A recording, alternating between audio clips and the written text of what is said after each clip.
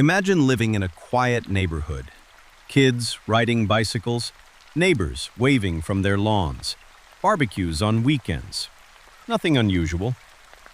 And then imagine discovering that the smiling man next door had buried bodies beneath his house. This is the horrifying true story of John Wayne Gacy, one of the most infamous serial killers in American history. In the 1970s, John Wayne Gacy lived in a suburban neighborhood near Chicago. To everyone around him, he seemed normal. He was friendly, successful, well-liked. He owned a construction business.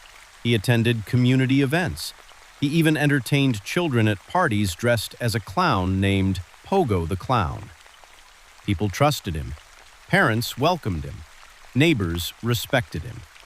No one suspected what was happening behind closed doors. Because while Gacy smiled in public, young men were disappearing. Teenage boys and young men around the area began going missing. Some were last seen heading to jobs. Some never made it home. Some simply vanished without explanation. At first, police didn't connect the cases.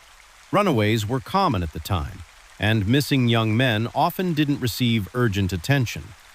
But the disappearances continued, and all the while, Gacy remained right there in the neighborhood, acting like nothing was wrong.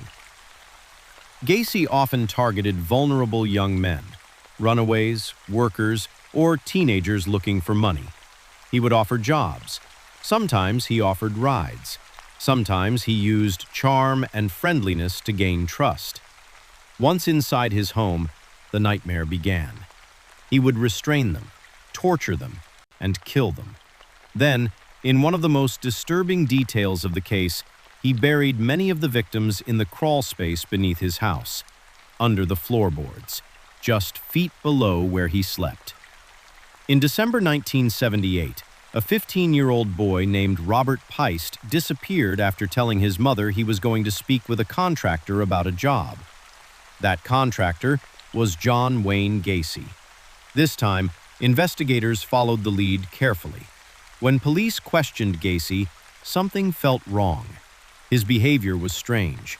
His stories changed. And as surveillance increased, investigators began to realize they were dealing with something far darker than a missing persons case. Then, police obtained a search warrant. What they found would shock the world. Inside Gacy's home, investigators discovered suspicious items linked to missing boys. Then they searched the crawl space. The smell was overwhelming. As they dug beneath the house, body after body was uncovered. Eventually, investigators found the remains of 33 victims connected to Gacy. Most had been hidden on his property. The friendly man from the neighborhood had been living above a mass grave. At trial, Gacy's defense claimed insanity, but the evidence was overwhelming. Witness testimony, physical evidence, and the sheer scale of the crimes made the truth impossible to ignore. He was convicted of multiple murders and sentenced to death. Years later, he was executed in 1994. The reason this story remains so disturbing isn't just the number of victims. It's the fact that evil didn't look evil. It looked friendly. It wore a smile. It shook hands. It lived next door. John Wayne Gacy reminds us that sometimes the most terrifying monsters are the ones hiding in plain sight.